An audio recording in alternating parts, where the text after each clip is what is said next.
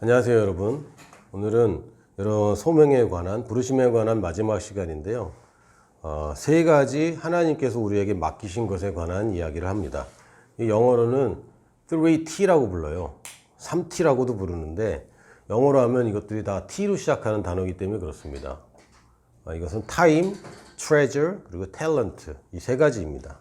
오늘 말씀은 조금 길지만 누가복음 16장 9절에서 12절까지 같이 읽도록 하겠습니다. 내가 너희에게 말하노니 불의의 재물로 친구를 사귀라. 그리하면 그 재물이 없어질 때에 그들이 너희를 영주할 처소로 영접하리라.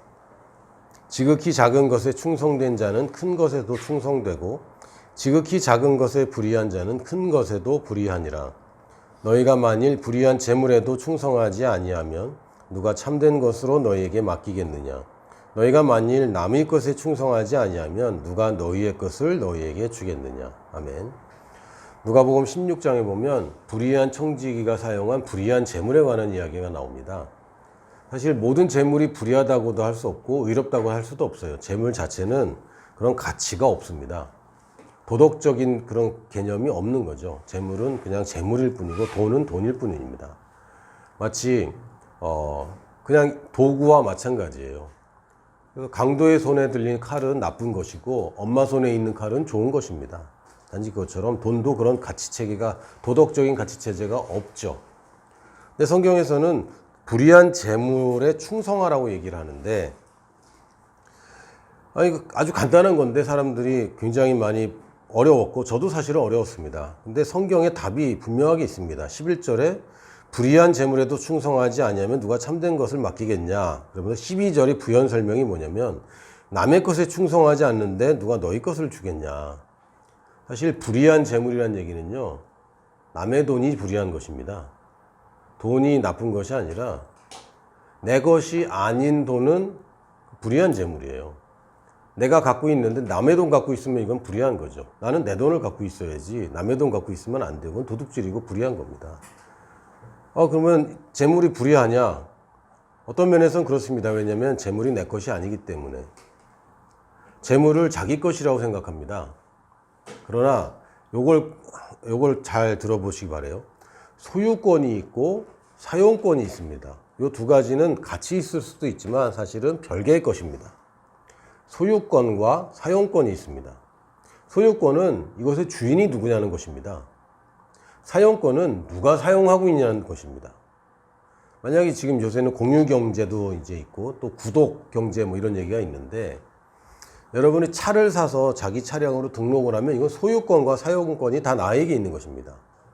그러나 렌트를 하거나 리스를 하거나 이러면 소유권은 나한테 있는 게 아니에요. 사용권이 나한테 있는 겁니다. 그러면 내가 마음대로 써도 되냐? 아니요. 책임을 져야죠. 왜? 이 소유자가 내가 아니기 때문에. 이게 다른 겁니다.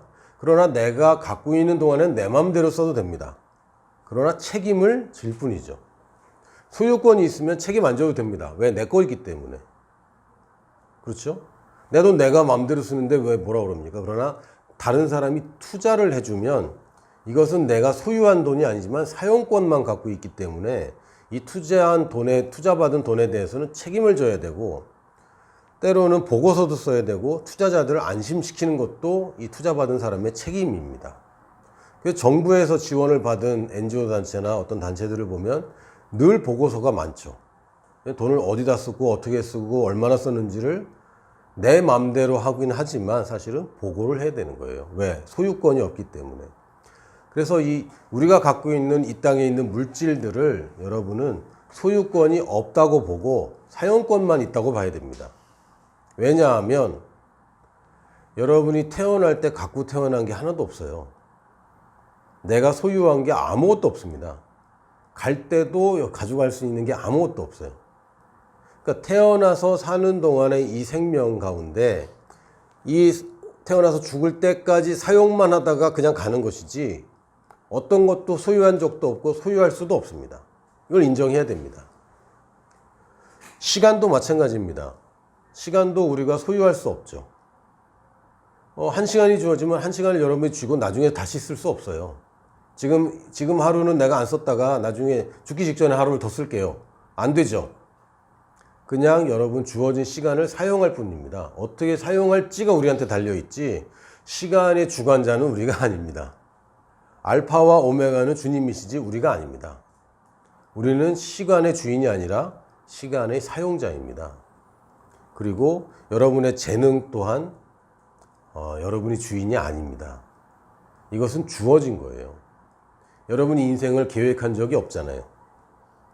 물론 지금은 합니다. 지금은 이제 와서 하지만 여러분 태어날 때 내가 태어나야 하리라 계획하고 태어난 사람 아무도 없어요. 인생의 계획을 가지고 목적을 가지고 내가 태어나야지라고 시작한 사람 아무도 없습니다.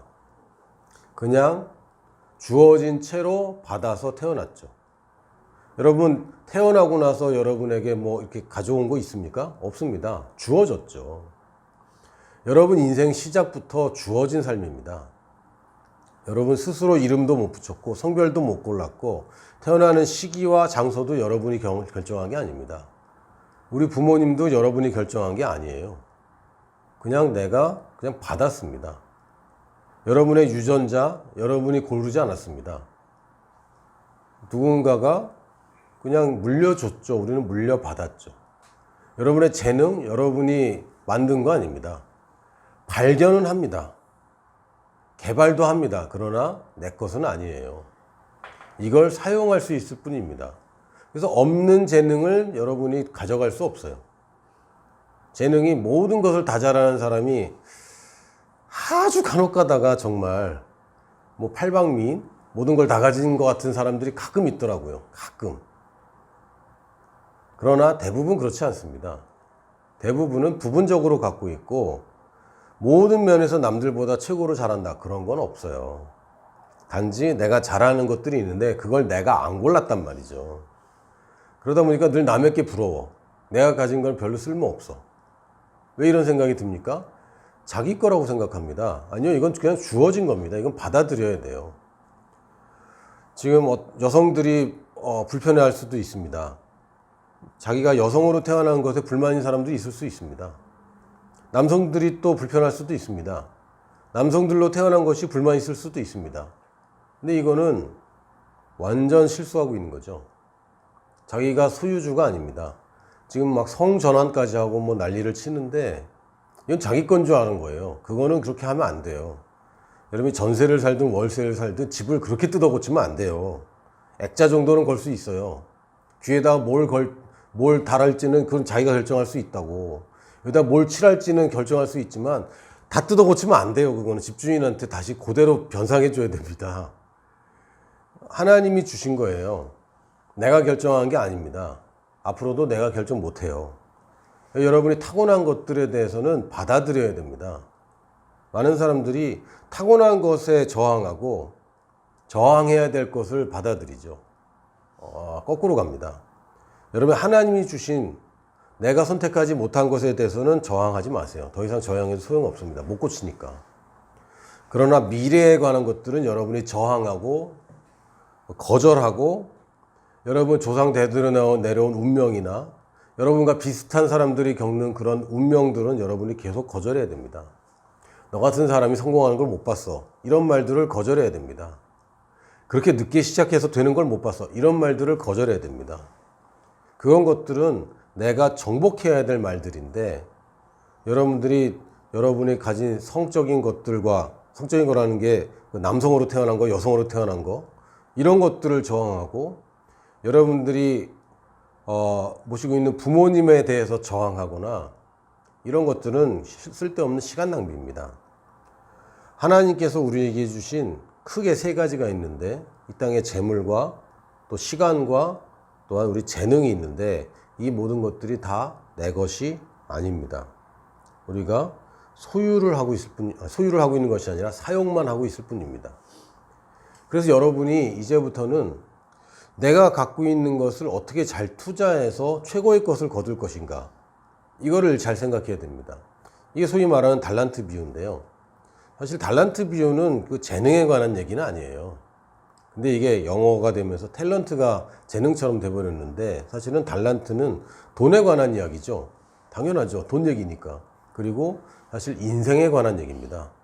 하나님이 내게 인생이라는 것을 맡기셨는데, 나는 하나를 받았기 때문에 나는 그냥 낭비하고 나는 별로 없는 것 같아서 이렇게 되는 게 아니죠. 여러분의 맡기신 것을 여러분이 더 많이 남겨야 됩니다. 그러나 누가 원하는 것을 남겨야 됩니까? 주인이 원하시는 것을 남겨야 됩니다. 이게 우리의 부르심입니다. 주인이 무엇을 원하시는가? 주인은 안전자산, 안전투자를 원하시는가? 아니면 모험적인 것을 원하시는가? 자명하죠. 주님은 모험적인 걸 원하십니다. 여러분들이 실패를 두려워하지 마십시오. 여러분 절대로 실패로 끝나지 않습니다. 여러분이 포기하지는 않는 한 여러분이 실패로 끝나지 않습니다. 왜냐하면 소유주가, 투자자가 굉장한 분이에요. 그리고 투자자가 결코 나한테 왜 이렇게 못 남겼냐고 그럴 분이 아닙니다. 그 달란트 비유에서의 그 사람의 실수는 뭐냐면 주인에 대한 오해였어요.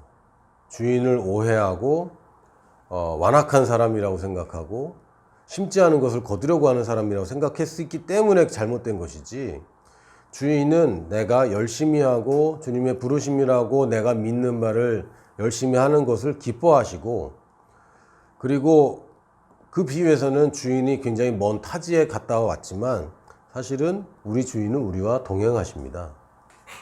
여러분이 중심만 바르다면 실패의 가능성은 제로입니다. 왜? 주님이 함께 하시기 때문에. 내가 실패 직전에 주님이 날 도와주실 수밖에 없고, 또 실패 직전에 나에게 피할 길을 주실 수밖에 없어요. 하나님을 사랑하는 자, 곧 그의 뜻대로 부르심을 입은 자들에게는 모든 것이 합력하여 선을 이룬다고 되어 있습니다. 그러니까 하나님을 사랑하고 그의 뜻대로 부르심을 입어서 그 부르심대로 가고자 하는 자들은 모든 것이 합력하여 선을 이룰 수밖에 없는데, 하나님께 관심이 없고 자기에게 관심이 있는 사람들은 거기에 대한 보장이 없어요. 그러니까 우리가 정말 보장되고 안전한 삶을 살고 싶다면 부르심을 따라가는 것입니다. 부르심은 하나님께서 여러분을 만드실 때부터 계획하신 것이고, 여러분의 인생 전반과 그 인생 이후까지도 계획하신 것이기 때문에 그걸 발견하고 그대로 따라가만 가면 여러분 정답 인생을 사는 것이고, 여러분이 갖고 있는 모든 잠재력과 가장 아름다운 모습으로 살게 되는 것입니다. 이것이 주님의 부르심입니다. 이것을 거절할 필요가 없고 이것을 몰라도 된다라고 얘기할 수가 없는 거예요. 여러분들이 부르심을 모르고 그냥 예수님만 믿는다고 하더라도 죽어서 천국 갈지 모르겠지만 우리가 그런 걸 원하는 건 아니지 않습니까?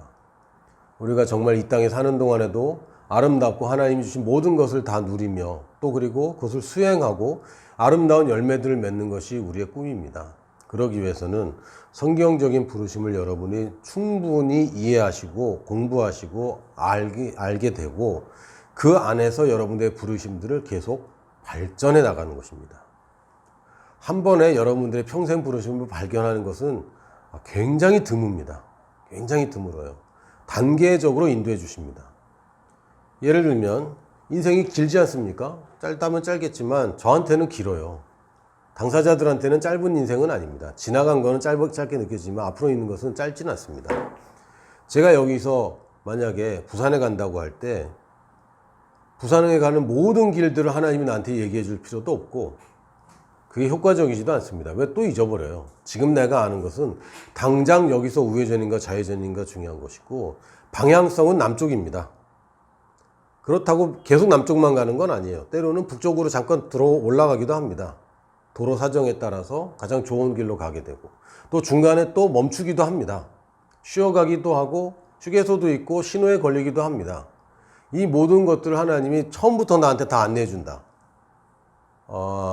그럴 가능성은 없어요. 그러나 내가 어느 방향인지는 분명해야 되고, 그리고 지금 내가 어느 쪽으로 가야 되는지는 자명합니다. 어느 쪽입니까? 성장하는 쪽, 제자를 만드는 쪽, 빈 곳을 채우는 쪽, 도전하고 정복하는 쪽, 그리고 더 많은 책임을 지는 쪽으로 여러분은 계속 전진해 가는 것입니다. 그러면 부르심은 점점 더 구체적이 되어가는 것이고 여러분의 부르심이 이뤄가는 데서 열매가 더 많이 나오기 때문에 그것이 검증됩니다. 그러나 중요한 것은 우리는 마지막까지 멈추지 않습니다. 우리는 마지막까지 멈추지 않습니다. 우리는 안주하지 않습니다. 여기서 멈추지 않습니다. 우리는 여기서 끝내지 않습니다. 우리가 하나님께서 부르신 그 부르심을 이루기까지 최고의 최선의 것들을 경주를 다할 것이고 그것이 끝나는 날 나는 아버지 앞에 서게 될 것입니다. 그러므로 끝날 때까지 끝내지 마시고 여러분이 어느 날 그냥 하나님 앞에 서게 될 때 그때가 끝입니다. 계속 전진하시기 바랍니다. 자, 주님을 사랑하는 그 자리에 가 계시고 그 뜻대로 부르심을 입고 그 길을 가는 자가 되시기 바랍니다. 그러면 형통한 삶을 살 수밖에 없습니다. 자, 오늘은 여기까지 나누고요. 다음 시간에 또 만나요.